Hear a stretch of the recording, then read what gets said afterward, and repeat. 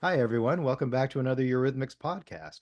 I'm Rex Saldana, and I'm here with my friend Mark Stevens. Hey, Mark, how are you? Hello, Rex. I'm doing very well. Great, great. Well, today we have a very special guest. I'm going to let Mark introduce him and tell you all about him before we dive into talking. So, Mark, take it away.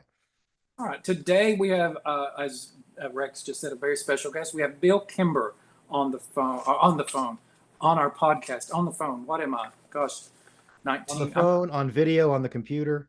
I'm well, we're talking about not early 1980s here. So look at me. I'm on the phone. Anyway, I've got a little bit of biography about Bill, so I'm going to read that before we bring him on and start chatting.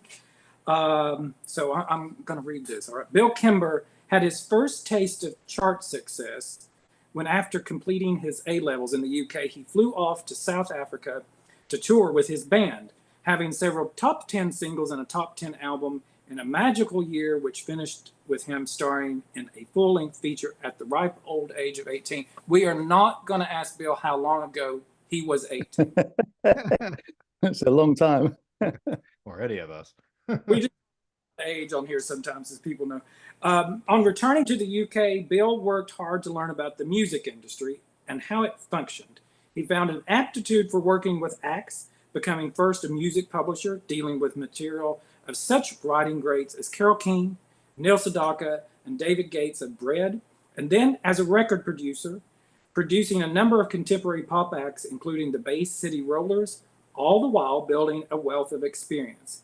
In 1979, Kimber joined the A&R team of RCA Records, where he successfully signed and developed acts including Bucks Fizz, Landscape, Clannad, and Kenny Everett. He was subsequently promoted to Director of AR and Music Publishing in 1982 and continued with success with Bow Wow Wow, the Joe Boxers, and why we are here today, Eurythmics. After taking over RCA's music publishing division, he felt that Eurythmics and Clannad were on the verge of success. And history has shown that Bill Kimber was 100% correct. In 1986, he joined forces with Paul King, manager of Tears for Fears, and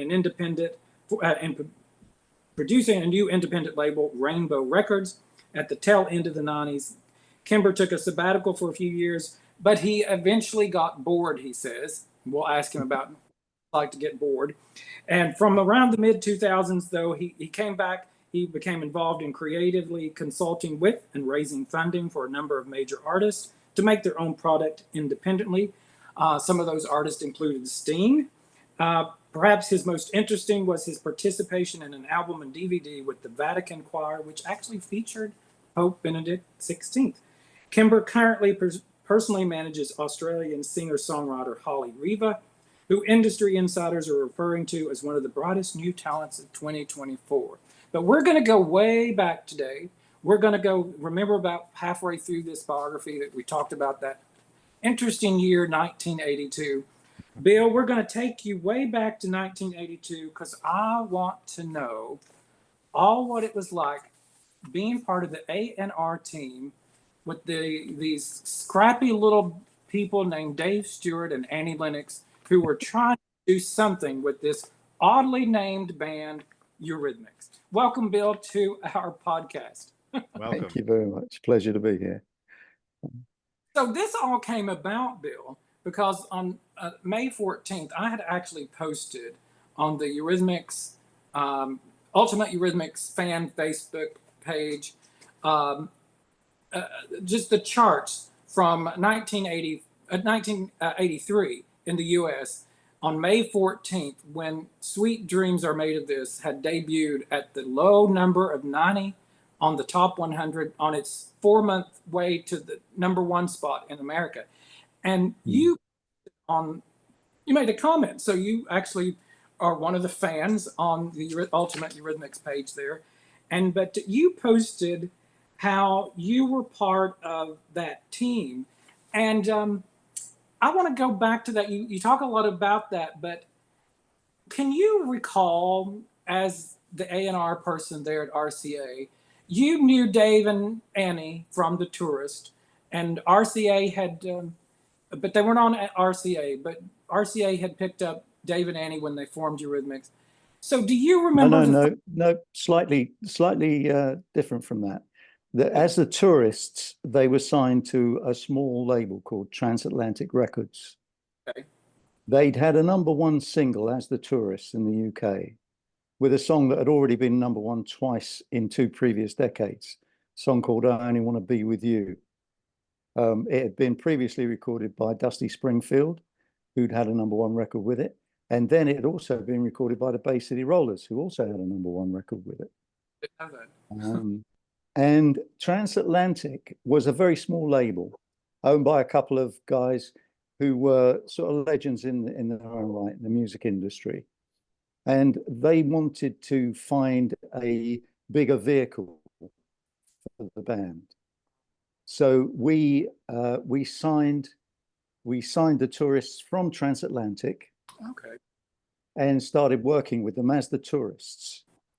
And it's quite interesting because we started putting some, as a major record company, we were putting some money into them. And about 6 months in, I don't know if you're aware of how record deals used to work. They don't work this way anymore, but when you signed an artist to a major record label, you signed that artist initially for a year. You made a couple of singles and an album, and at the end of the year, you had an option. The record company had an option to pick the artists up again for another year.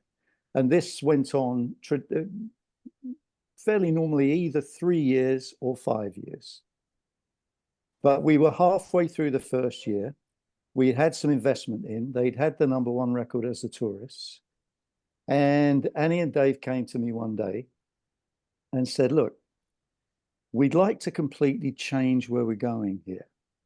Because the Tourists were a sort of fairly light rock act. They were great live. And they said, we want to change the structure of the band. We don't want to work with the other guys any longer. That in itself is quite difficult when you're inside a major record company and the whole band's signed to the label. But we sat down and talked about it. And I said, fine, that's cool. I'll run with you. We'll work out what we do with the other guys because they are jointly and severally signed to the label. And then they said, and we want to change the name. At which point I started having palpitations because we had an investment into the Tourists who'd had a #1 single already. And I said, well, what do you want to be called? And they just said, Eurythmics. And I stopped for a second. I'd never heard the word before, nor had anybody else in my circle, that's for sure. And anyway, we talked it through and I said, look, I don't know what's going to happen to me, but I'm going to run with you with what you want to do. Okay. So I then had to go and tell my boss, who was the MD, who was a huge American guy called Don Ellis. He'd come over from the States. Previously, he'd run Motown and he'd been at CBS in America, A&R.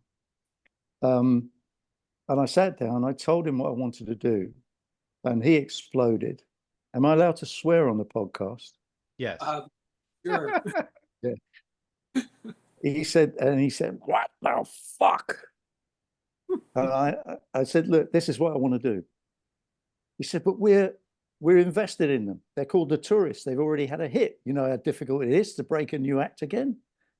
And I said, yeah, but I've got real faith in these guys. They're a bit special. And he said, well, look, if you're going to do it, I'll let you do it. But if it doesn't work, you're fired. He literally told you if it didn't work, be out of a job. Wow. Sorry? He was serious? Yeah. Oh, yeah. It seemed serious at the time. You know, I was a young guy running an A&R department, and I knew how many people would like my job.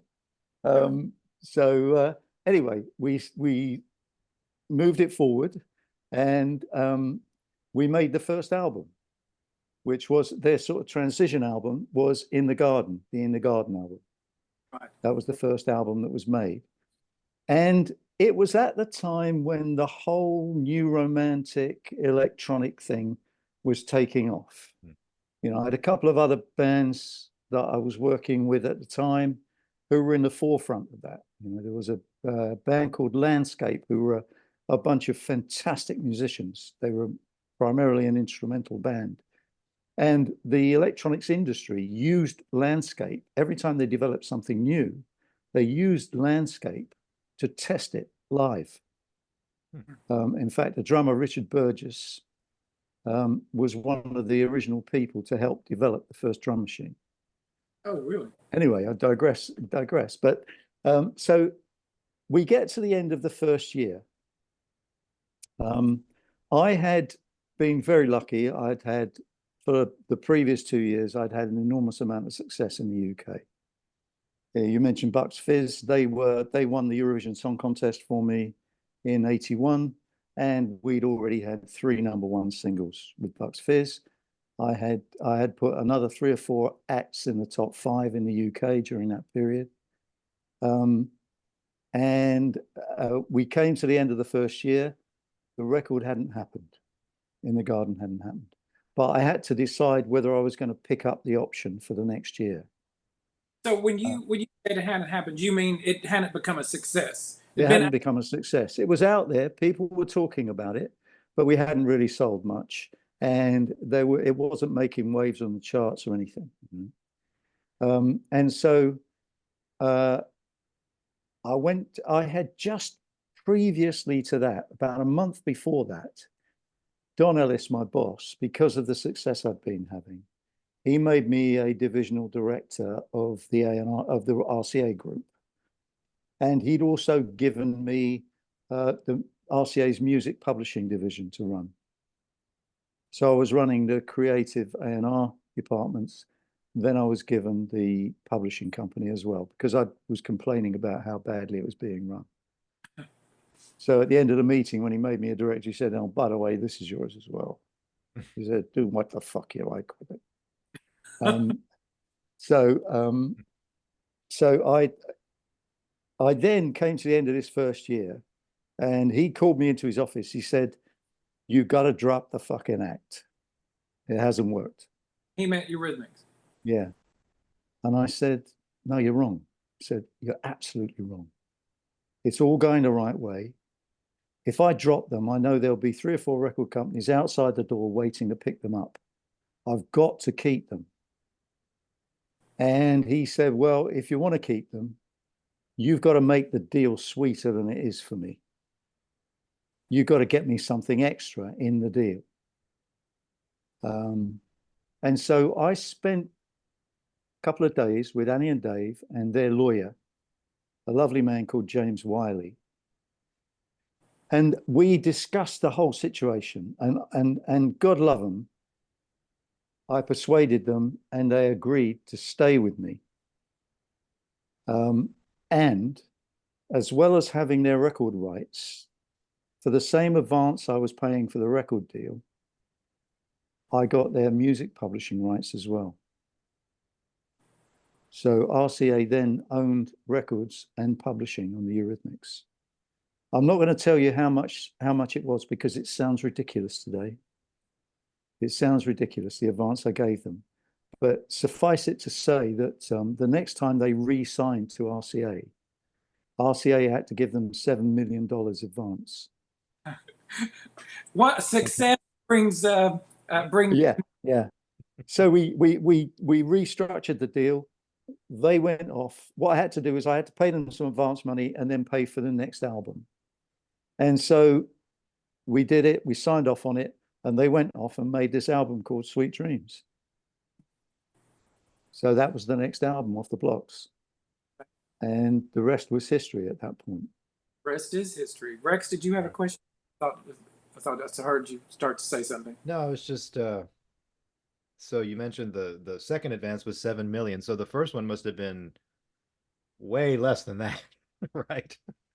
Yeah, I would, you know, I mean,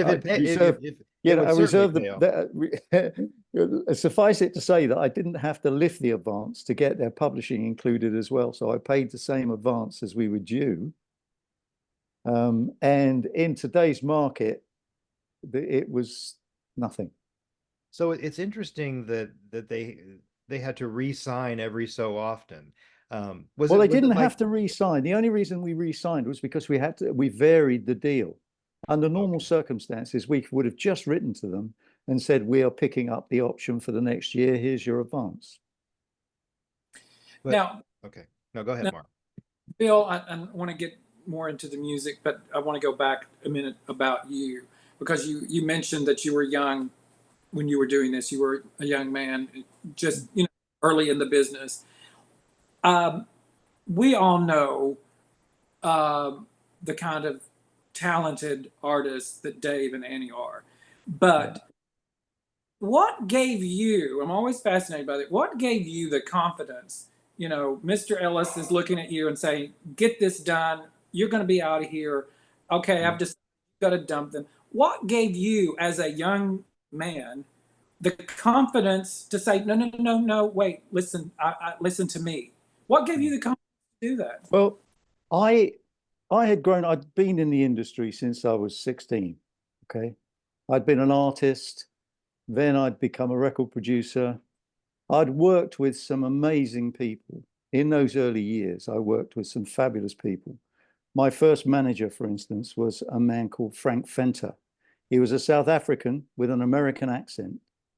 He had the American accent because he was an actor. And at the time he met me, he was starring in a TV series on BBC television. And he came, he saw me singing, and I was 16 years old.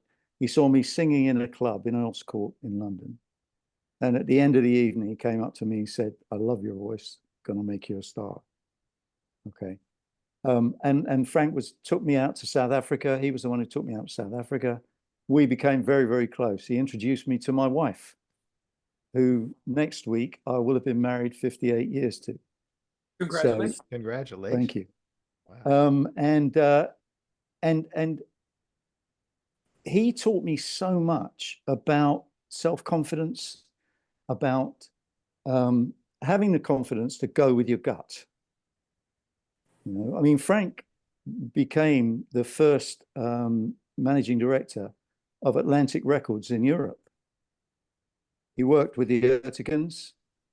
He signed Led Zeppelin, King Crimson, and then he went to America, and he went to Macon in Georgia, and he joined Phil Warden and set up Capricorn Records. I'm sure you gentlemen know about Capricorn Records. The Allman Brothers, and Right. quite a number of other significant artists.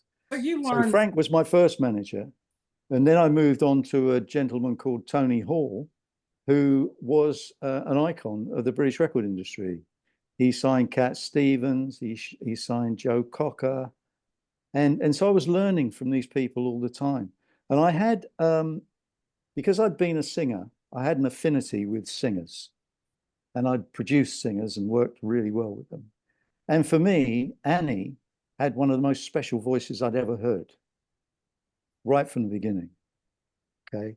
Apart from that, she didn't just have a great voice, she looked fantastic. And Dave was immensely talented as a producer. He was coming up with original, fantastic ideas, and there was hardly an idea that didn't work. So I knew there was something very special in the mix here. And I didn't want to let it go. And besides, at that point, when I argued with Don, I'd already had 3 or 4 #1 records in the UK with different artists. So it was pretty difficult for me to not follow my gut. And I think Don admired the fact that I stood my ground. So I was able to make all the creative decisions that I wanted within the confines of RCA Records. Well, we're certainly, as I said earlier, history has proven you correct. So that I'm fascinated by that, and I do think it probably that you were an artist, that you were a musician yourself, Yeah. that you had that affinity. So in the garden, didn't really catch on, but it got them some attention. Well, I'll continue here. So you had already had, like you were saying, 3 #1 hits. So plus Yeah. all that experience since you were 16. So obviously that's what he was like, okay, this guy knows what he's talking about. I'm gonna go with, I'm gonna let him go with his gut and all that. Mm. Obviously, based on all your prior experience. What I wanted to ask you though, what was the name of your band, the original band that you were first with? Oh, when I was 17, I went to South Africa. I had a band. It actually went out as Bill Kimber and the Couriers. Okay. And you can still, sadly, you can still find it online. You can still find the You band know, I'm gonna go online. look it up. Yeah. Now, was that the band you had the hits with, or Yeah, in South Africa. But I in mean, South to have a Africa? hit in South Africa, you have to sell 5 records, especially in the day. We toured over there, and we were really upset about apartheid. So we almost got deported several times because we ended up specifically putting some concerts together for black kids there, and I've And that still would have got been pictures. that would have been a Yeah, number of years before the whole you know, yeah. Oh, yeah, it Sun was. Yeah, City yeah, anti-apartheid thing that came up. yeah. That's Yeah, right. wow. Yeah, I've still got a picture of me standing in the middle of a whole load of kids in Soweto town, a whole load of black kids in Soweto town. It was, quite interesting, Yeah, yeah. quite an interesting trip. But yeah, so yeah, a few experiences. I want to get back then to In the Garden, that Hmm. it didn't quite succeed like I'm sure Dave and Annie wanted it to, that you wanted it to. Sure. When you first heard In the Garden, did you recognize the total change from the Tourist to Oh Eurythmics? yes, yeah, absolutely. Well, it became much more electronic based. And Dave was experimenting with sounds. They'd already changed their writing style, and it was moving. And you when you listen to an artist that's completely changing their approach, it's quite interesting to watch the development. Hmm. Although it was good, it didn't have the hits that the Sweet Dreams album had. Right. But the style was moving in exactly the right direction. And in those days, you could actually work with an artist and do that. Today, kids today have such a hard time because there isn't a record company that will invest in developing an artist. I was with a friend of mine, a gentleman who is the business affairs head for Sony Europe. And we were talking a couple of months ago where I was in London with him, and we were just talking. He said it's just really strange because the kind of contracts that we're constructing now are completely different. You would sign an artist and you'd have annual opportunities to pick up options. But you could do that based on the fact that you could see that the artist was moving forward and developing. And it didn't matter well, it did matter because you'd spent the money, but if it took 2 or 3 albums to actually get them to the point that you felt they needed to get to, then that was part of the investment for a major record company. But these days, absolutely not. So these So days they're kind of just signing people that have already, I don't know, maybe they see acts on No, YouTube no, or it's very simple. A&R people these days are not people who are interested in music, 90% of them anyway. They're interested in your social network numbers. So if you've got somebody who's really good at manipulating social network numbers, then they're more likely to get a record deal than a really good singer-songwriter. that's sad. That's really It's sad. very sad, man. Very, very sad. in Sweet Dreams didn't happen overnight. So when you released 3 singles Mhm.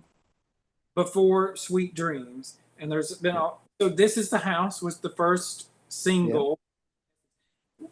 I'm always been a little confused. So the album came later than the singles. This Is the House and The Walk were on their Yeah. own. There wasn't an album yet. Am I correct on that? Yeah, yeah. And then they went into the album. Yeah. I mean, look, what you tend to do is you tend to make a few tracks towards the album, and you have to or in those days you had to what you do now, you had to continually release singles and build your album while you're releasing the singles. And then if you have a big hit with something, then the album follows it through. What did you think when do you remember what you thought of This Is the House? Do you remember what you thought of that? Yeah, I mean, at the time I thought it was a good track, but it hadn't quite got there. Yeah. You know, you develop a sort of fine tuning, if you like, for commercial singles. And I was lucky enough to develop that skill because I had an awful lot of single hits with artists. And in the 80s, in the 60s, 70s, 80s, you had to have a big hit single in order to market the album. So you had to market the album off the single. What you did in the meantime, you took the best product that you felt you had, and you put it out there to start to build the profile. So even though This Is the House and The Walk, the Yeah. second, were not hits, did you get a sense that some people, the right people, were paying attention? There were coming? Because it's something you have to build. You know, with any artist, you've got to build their baseline of support. So if you've got an artist as special as they are, then what happens is you'll get a hardcore of fans from that first single. As you come with a second single, that hardcore will still be there, or 90% of that hardcore will still be there, and you'll grow the hardcore. It will get bigger. And then when you finally come with a record that just screams at you as a big hit, that's when the rest of the public come in. Because it's all very well having a hardcore of fans, but you've got to put something out there into the marketplace that other people who are hardcore fans to other artists want to buy as well. That's the secret of a big hit single. So they go ahead, Rex. Oh, sorry. When This Is the House and The Walk were being worked, Sweet Dreams was already there, right, on the album? Or had it not Well, been? no, the album wasn't completely finished. Okay, It was on it. all right. It was on its way. Yeah. Okay, so you really hadn't heard Sweet Dreams yet? Yeah, it was a build. I had heard Sweet Dreams, Oh, okay. but you know, when you're running a department, I had you have artists who you respect, rather than artists who you're putting together as a sort of commercial package. And those artists are building. Then to an extent, you have to let them have their head. You know, as long as it's not atrocious, you've got to run with them. You've got to try to work out how to work with the product they want to run with. I mean, I have to tell you, I have had more stand-up arguments about single releases with artists and managers than you could possibly imagine. I'll tell you the Malcolm McLaren story in a minute. Okay. There's a great Malcolm McLaren story with Bow Wow Wow. Yeah. And so you try to maintain a balance. Make sure that the product that's going out isn't awful. Make sure it's good enough to keep the reputation as good artists intact, and let them build it. And once they put a couple of tracks out they want to put out, then you're in a position to say to them, look, I'm really sorry, but this is the track I see as the most commercial track in the package. Okay. When they did the third single, yeah. Love Is, which was a minor hit, but yeah. when they brought you that, and that was, you know, that eventually, that and Sweet Dreams became the defining sound for that. When they brought you Love Is a Stranger, now what do you think of it? What was your first thought when you heard that song? I thought it was a fabulous piece of product. Yeah. I thought it was an absolutely fabulous piece of product because it was completely different from anybody else's sound. I mean, obviously Annie's voice makes it different in one sense, but the whole production approach was beautiful. It was really well put together. You know, that with these two, you've got the best of both worlds. You know, Dave is a consummate musician and a great producer with really, you know, he always had interesting original ideas that he put into the tracks. I mean, obviously Annie put her tuppeny worth in as well, but you know, with that voice, there are very few singers throughout the industry who, the minute you hear the first two notes, you know who they are. Yeah. Right. Yeah. And Annie Lennox is one of those people. Did you think it was going to be a massive hit? Did you think, oh, this is a number one, this is a top 10? What was your hope for? I thought Love is a Stranger had the opportunity to be a top 10 record. I wasn't sure. You know, number one, very, very rarely do you actually hear something and think this is a number one single. I've done it with about 3 or 4 records in my life. I can tell you which they are. I can tell you when I heard them, and I can tell you what I felt at that particular moment. Well, I'm going to come back to that in a minute, though. But when Love is a Stranger failed to even crack the top 40, were you kind of dejected? Were Dave and Annie? No. Look, when you know you've got an act, when you know you've got an act that is, once it breaks through the barrier, everybody's going to turn around and revisit everything that's already been put out. Exactly. You know, and these guys were going somewhere. They were incredibly creative. They had something very, very special, and the business was buzzing around them. You know, absolutely buzzing around them. And there was one magical morning. Annie used to have long black hair. When she was in the Tourists, it was long black hair. And one morning, she walked into my office with that red crew cut. And I can't tell you, man, it was just, it was a surreal experience.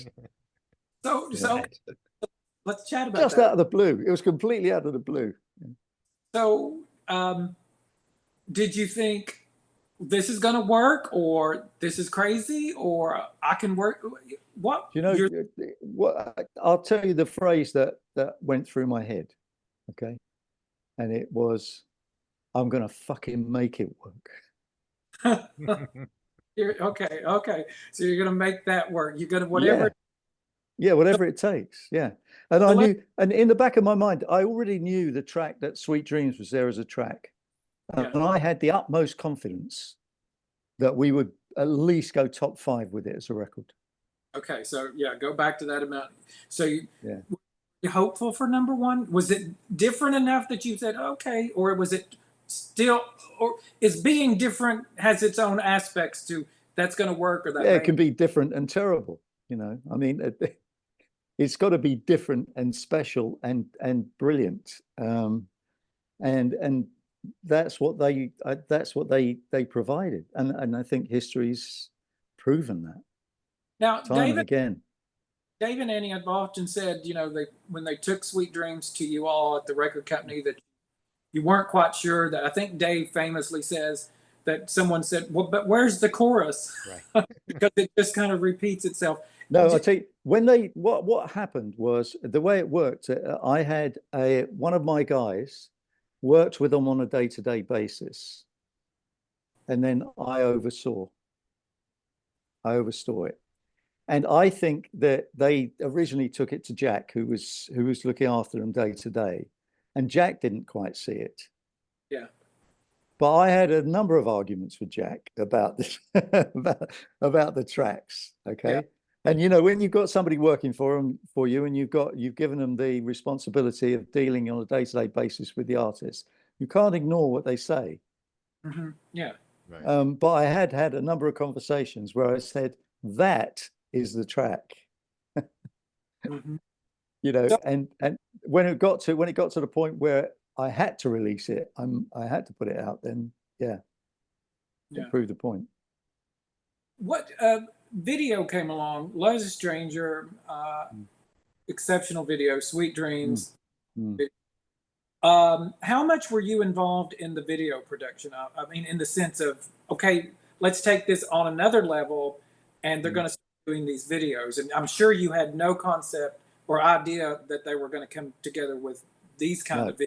no, I'll be perfectly frank. They told me how much they needed for the videos. I would see the storyboard, and then I would leave them alone, and they would deliver the videos. Again, I a great. felt so strongly about them that sometimes if you interfere with artists, you lose the spark. Right. And there are certain artists who have got something special enough to allow them to go out and do the job that they want to do. There are other artists who don't have a clue, and you've got to control every aspect of what they're doing. Yeah. So when you saw the videos, when you saw and then eventually you saw Sweet Dreams, you must have been beside yourself, because that's quality work. You know, it's not a band on stage. Yeah. I mean, you must have saw that as an A&R person, as a musician, someone who works with. You must have seen this is incredible stuff. Do you remember? Absolutely. Yeah, I do remember it, but at the time, I was working with some great video makers with other acts as well. So I was used to getting really good quality videos delivered. And with the others, I had to be involved. With Annie and Dave, they were delivering me the same quality with their own particular edge to it, without me having to be involved. Very interesting. Yeah. Some artists really are a cut above. And so they're one. But Dave and Annie wanted to control as much as they could. They wanted their vision out there the way they wanted. That it sounds to me, what you're saying too, that actually worked for you in a way, because of course it did. Yeah, but you've got to know when to take control and when to step back. And they were the only artists at that time who I would have given 100% control to. Wow. Now that's a statement. That's a statement. Yeah, that is. So Sweet Dreams, you finally decide, okay, fourth single, gonna put it out there. Any remembrances of what you hoped, I know you said you were hoping for top 5 or anything like that, but you think at that point, like, this is it. If this doesn't do it, I don't know what's going to do it. Or did you still have faith at that point? Even if I mean, I don't think, that one of the things about being an A&R man, if you're any good at it, you've got to be pretty dogmatic. You've got to have faith in your own judgment. Okay. And if Sweet Dreams hadn't made it, then the next record would. Wow. And I'd have fought tooth and nail to keep them on the label. I mean, as it was, it nearly cost me my job twice already at that point. Yeah. But anyway, Sweet Dreams was a huge success. It was a huge success in the world, and it broke them, and they didn't really stop until they decided to stop almost a decade, or at the end of the decade. The part of the story that you miss out here is that the American company, RCA in New York, never ever wanted to put out product from the UK. Really? Trying to get them to release a UK artist was like pulling a dinosaur's teeth. Wow. And I was pleading with them to release Eurythmics. And there was one person in the A&R department. There was one person. She was a lady called Nancy Jeffries, and she was in RCA's New York A&R department, and she was working for Dan Loggins. I don't know if you know Dan. Dan's Kenny's brother. He was head of A&R in New York. And, you know, Dan, lovely man, but Nancy had phenomenal ears. And she fought internally in New York to get a Eurythmics record released for me. And the first track they put out was Love as a Stranger. And the video went onto MTV and got pulled about a week later. And you're not going to believe this, but then I got a note from the New York office that said, MTV want to see Annie's birth certificate. I said, what do you mean they want to see Annie's birth certificate? They want to see Annie's birth certificate because of the way she looks in the video, you know, with the suit and tie and the short hair and everything, because they think she might be a transvestite.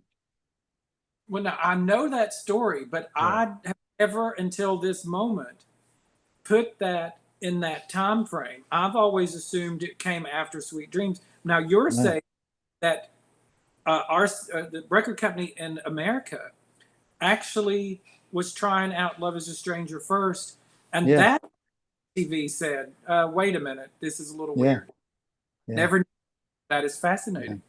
Yeah. Do you recall what Annie's reaction was to having to show her birth certificate? I didn't talk to Annie about it. I just did it. I sent them the birth certificate. You had the birth certificate, or you had to ask for it? Oh, I had to ask for it, but you know, there wasn't a problem with that. I got it through the lawyer, I think. That is so crazy when you think about, like, today, something like that wouldn't even be an issue. I know. Well, it would be an advantage, wouldn't it? Yeah. Exactly, an advantage. You know, we've heard that story go around for years and years, and you know, we believed it, but you always wondered, was it embellished at all? No, apparently it's just the way we heard it. No, it's just the way it was. Yeah, because they pulled it until they got the birth certificate. And you know, when you watch that video now, well, even back, Mark and I have talked about this before. Annie's image was androgynous. Yeah, but you always knew that was a woman. Yeah, she was a beautiful woman. Yeah, there was no doubt no there. question. There was I never thought it was a man for 1 second. No. So when there was that kind of freak out, it was amusing. I thought it was very amusing. It wasn't too amusing at the time because this was the first time we got the American office to release a record, you know. I'm sure that wasn't very amusing. And the other act that they went bananas about was Bow Wow Wow. You know, they just wanted Bow Wow Wow at the time. Interesting. Which I'm sorry I let Bow Wow Wow go. She was a teenager, right? To the States. Annabella was a teenager. Yeah. Oh, yeah. Oh, listen, man. Not even 18 years old. But no, hey, she was only 14. Right? When she was only 14 when we started. When we did Go Wild in the Country. Yeah. And we had Malcolm had put together this photo shoot that was a copy of a Monet painting. And they were all sitting on the banks of a river, but Annie was nude. Sorry, not Annie. Annabella was nude. I remember that photo. Yeah. Remember that picture? And the trouble that we had over that. I mean, Malcolm always got you into trouble. But can I tell you the Malcolm story? I must tell you. Yes. So I'd signed Bow Wow Wow. They had been signed originally to EMI Records in London. But they had a fallout with the marketing director at EMI. And they had gone into EMI's offices in Manchester Square and completely trashed the marketing director's office. The guys had gone in there, they destroyed it. Okay. So EMI immediately dropped them. That'll get Malcolm came to see me and I picked them up. Okay. And of course, Malcolm had a reputation. He had this incredible reputation. It was deliberate. He built it deliberately. He was an absolute genius, Malcolm McLaren. And so I got the album made with 2 different producers in the UK. And I wasn't satisfied there was a single on the album. But there was a track that should have been a single. So I went back in the studio with the band and with the guy who was actually a recording engineer who produced the track with them. And I did about half a dozen edits in the track because they'd recorded it and the chorus didn't come in for 2.5 minutes, would you believe? Which was crazy for a single. Right. So I did loads of edits and we were working on 2-inch tape at the time, no electronics, it was all tape. And I did some more overdubs on it, some more percussion, did some more vocals with Annabella, and I put the track together. So essentially I produced Go Wild in the Country. And I scheduled it for release. So I'm sitting in my office and the door of my office opens and Don walks in. Now, Don was big enough to fill the whole door. Okay. So Don walks in and I noticed that Malcolm was behind him. And Don walked up to my desk and he said, Bill, Malcolm doesn't want to put this fucking record out. I said, really? I said, that's interesting. And at this point, Malcolm hadn't said a word. So I said, well, I've just thought about it. I wonder if you'd give Malcolm a message for me. And Don said, what's that? I said, tell him to fuck off. Okay. This is Malcolm McLaren, who the world is scared of. Right. Malcolm laughed.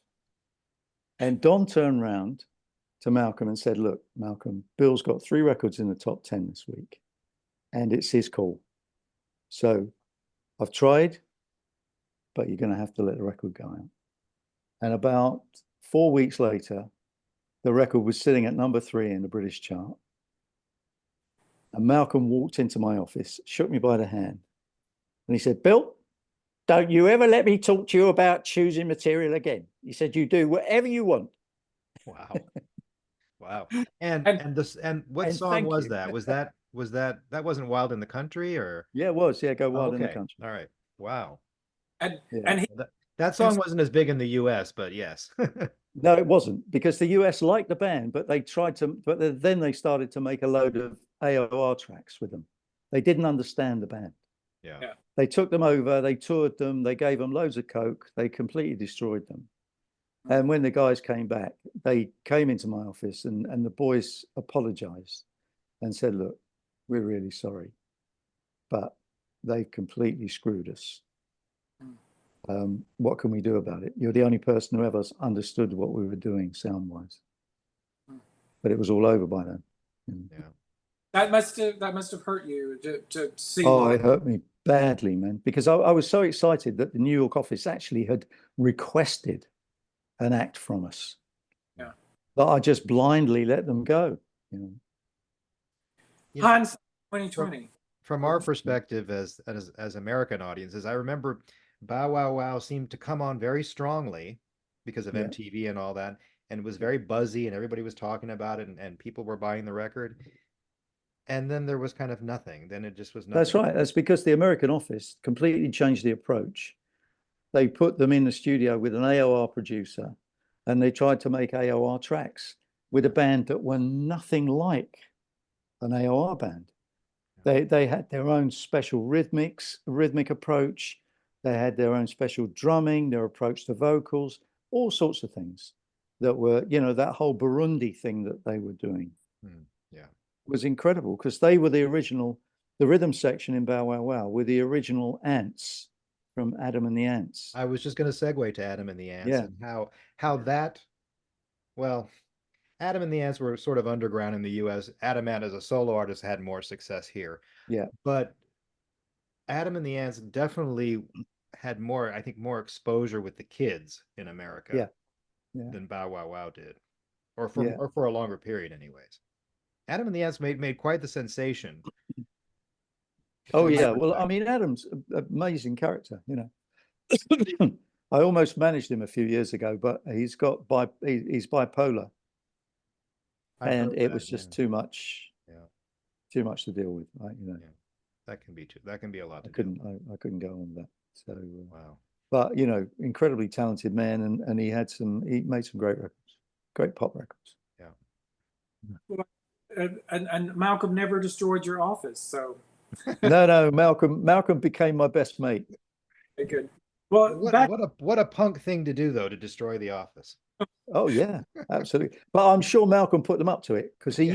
used to make his acts do something that was absolutely outrageous just to get the attention. Yeah. well, the Yeah. good thing for you, Dave and Annie getting attention was a totally different way through just the music and maybe the Oh look. yeah, And yeah, and the look. I mean, they nobody's ever looked like them. And you know, Annie, as she's proved time and time again, she can stand on a stage with anybody in the world, any artist in the world. When you think back on that and that how hard you fought for them, and to see, you know, not just that Sweet Dreams became a success, but their rolling success over the next few years. They didn't stop working for 10 years. Um, No. are you proud of that? I mean, what do you think about that when you think? I feel very proud that I recognized it in the first place and ran with it and gave them the space to do what they needed to do to get it off the ground. Unfortunately, I left RCA just after the Sweet Dreams album had come out. So you weren't there for Touch? No. Oh wow! Oh. Wow. Where And did you? I was very upset. I mean, I that was the first actual job in the business, real job that I'd had. Yeah. Because prior to that, I'd been a singer, I'd been a record producer, and you know, I'd done things independently. And the way that RCA treated me was absolutely disgusting. Because I had put in about 3-4 years, I'd put 10 new acts into the top 10 in the UK. I'd completely turned around the record company. And by doing what I did when I took over the publishing company, I completely took over changed the publishing companies. So what did RCA do? They let you go? What happened was that because we'd been so successful with what I'd been doing, they asked Don Ellis to go back to America and take over the New York office. And I thought I might be in line to take over the London office.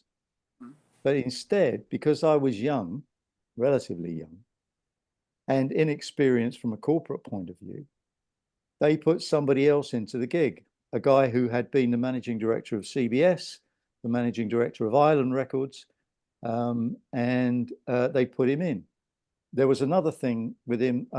I'm quite a tall guy. I'm 6'1", and the guy they put in, a guy called David Betteridge, was about 4'6", and it was really difficult.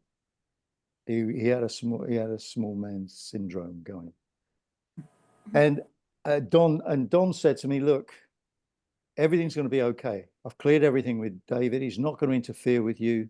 So I said, "Fine, okay, no problem."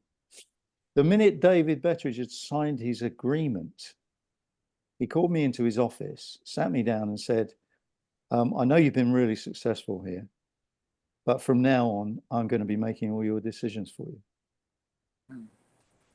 So I had to go. yeah. Where did you go? You went to another label? I was offered a couple of other jobs, but the way I'd been treated by RCA really turned me off going to work for a corporate again. Yeah, I don't doubt that. Yeah, so I actually ended up setting up the first third-party distribution operation for small labels in the UK. All right. And I was lucky enough to pick up my partner in that was a gentleman called Tony Calder, who sadly isn't with us any longer. But Tony was Andrew Oldham's partner, and they discovered, and managed the Rolling Stones. Wow. Okay, but when I first started working with Tony, he was managing an artist called Eddie Grant, who was on RCA. Yeah, yeah. And Tony and I set up this company there because there were a lot of small labels who didn't know what to do. They couldn't get a deal directly with a major because it was all too small potatoes for the major. So we set up a sort of a provisional area in the middle where we did the deal with the major for distribution and sales, and then handled everything for independent labels to go on from that. And I was lucky enough to pick something up that I mean, may not be the most credible thing in the world, but we had the first record was a single that went #1 across the world. It was something called Jive Bunny and the Master Mixers. Oh, I remember that. You remember that? Okay. So it was #1 right across Europe, Australasia. We went gold with the album in America. And we had 3 #1 singles in the UK. So you used your knowledge of, again, you sort of used your knowledge of how you knew the majors worked and all that, and you were able. So all through your career, it seems you've been able to do that. You've taken what you've learned from whatever it's been, being a singer or and moving on. So you've been able to do that throughout your career. I mean, listen, I manage an artist now. I only got involved because she's so talented that I couldn't say no. I got involved in the first place. She's only very young now. She's only 21, and she's very special. But I won't sign her directly to a major record company, although I've been approached by several. We keep it completely independent until they come to me and offer me a deal I want. Right. Yeah. You know, she's not getting signed directly to any major. She'll get signed through a production deal through me, so that I can retain control of it creatively and move on from there. And I'm sure in your mind, protecting her and her music. Absolutely. Right. You know, when she gets into her 30s and 40s, she'll own her music, and nobody can question it. It will be hers, and she'll own it in perpetuity.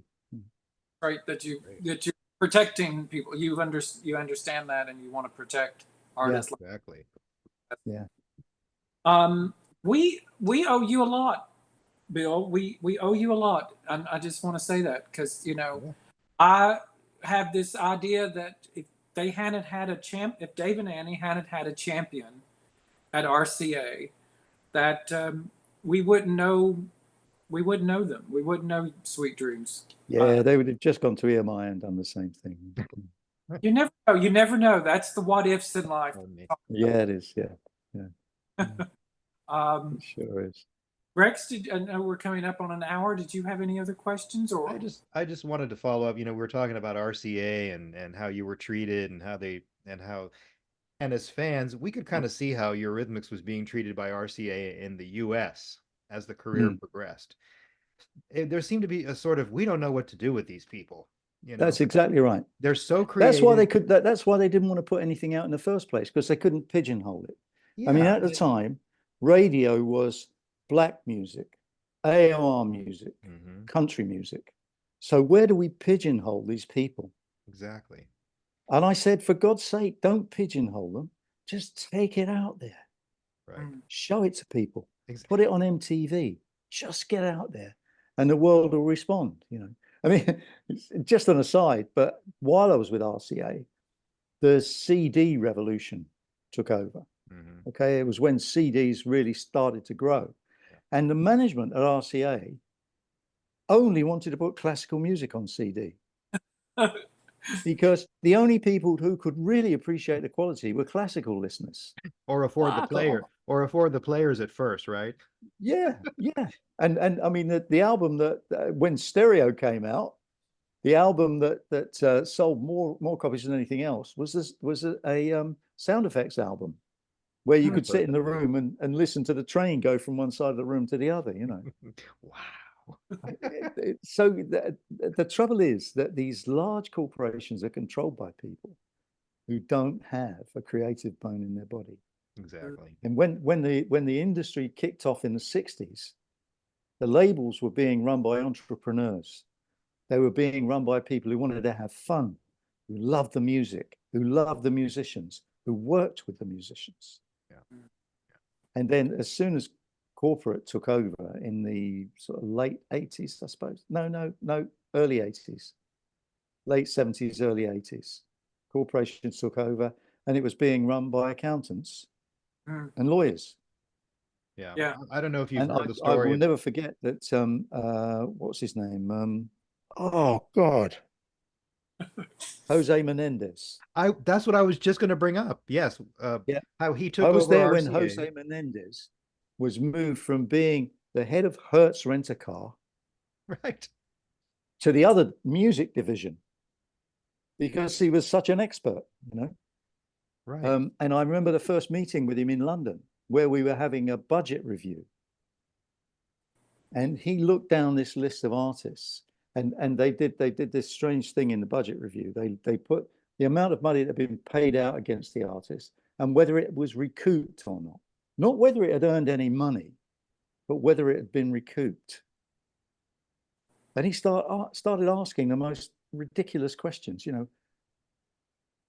Why did you sign all these artists that haven't recouped yet? Excuse me? This is a creative business. Right. And it takes a while for them to recoup and for us to get out there and break them. I have to give him his due. Before he was murdered by his sons, he actually within 6 to 9 months he had it. He was a very, very sharp, very Really? intelligent That's man. interesting to hear. I don't know if you've heard Dave yeah. Stewart's comments about when he met with him right after they had Yeah. delivered, I guess, Be Yourself Tonight album. And I guess his first comment today was, yeah, I liked it. It sounds like Ghostbusters. That didn't I Dave don't know didn't. I don't know what song he's talking about, but I mean that sort of says it all, doesn't it? Doesn't it? Yeah, yeah. And you know they're looking at bottom line, and they're Right. just looking at turnover. I've seen so many What's artists' gonna sell careers and- destroyed because the head office in the States has asked the UK branch for an artist who's just had a top 5 album, where's the next one? We've got to have it in the billing in the next 3 months. And of course, when that first album goes out with a lot of artists, it's a body of work that they've built up over a period of time. And it goes out, it's a success. They're touring, they're playing, they're promoting. They don't have time to write and record. So they end up putting out a second-rate album for the second album. Yeah. And their careers die. That's too fast, right? Too much, too fast. Yeah. Yeah, that's so right. the sophomore It's to get the billing for the next quarter. You've done a good quarter, you've got to keep it up, you know. Yeah. That's it's all interesting. the accountants, as you said, have taken over. Absolutely, yeah. Yeah, you always hear that about the sophomore slump, you know, the second album didn't and you think, you tend to think, oh, well, they just didn't have it in them or whatever. No, that's not You've it. given us a different perspective on that as to what really. Yeah, I mean, look at I guess the one album that really sums it up historically is Tapestry. Carole King had been a hit songwriter for many years by the time she put out her own first piece of product. And so she had a wealth of material to draw from for that first album. And those were her 10 best songs. And so she didn't put another album out that quickly, but she was Carole King, so she could afford to actually say to people, no, go away. I'll give you an album when I'm ready. That sounds like another female singer we've been talking about, you know, who puts out music at her own pace and makes sure that it's high quality every time. Doesn't dilute her art, you know, doesn't put out too much stuff. No, you mustn't do it. That's to be admired. Mustn't do it. Bill, after you left RCA, did you see Dave and Annie from time to time, or how did? No, not really. I mean, the trouble is when you leave a record company, the record company does its best to keep you away from anybody you've been involved with. The only act that I'm still in touch with are the people who were in Bucks Fizz. They've been going and still working like you know, and on a much smaller scale. They're still working 45 years later. Yeah. And they've got a really good fan base in the UK. Does it surprise you that you're on a podcast talking about Eurythmics 45 years ago? Yeah, I know, it's amazing, isn't it? Yeah. Well, Right. 40 years ago. Come on, be fair. 41 years ago. 42 years ago. Well, EMI notwithstanding, I guess we can call you the man who saved Eurythmics, huh? Yeah, sure. Uh, I mean, I know you like to say that EMI Well, the would man have who picked them nearly up, lost but his job twice over the Eurythmics, yeah, to keep them. Glad you did. Thank you for joining the podcast. We That was a appreciate it. pleasure. Invited back anytime if you come across anything. But anything else you want to say before we go? I know we're coming up on an hour. No, I mean you could give a mention to my new artist, Holly Riva. Look her up.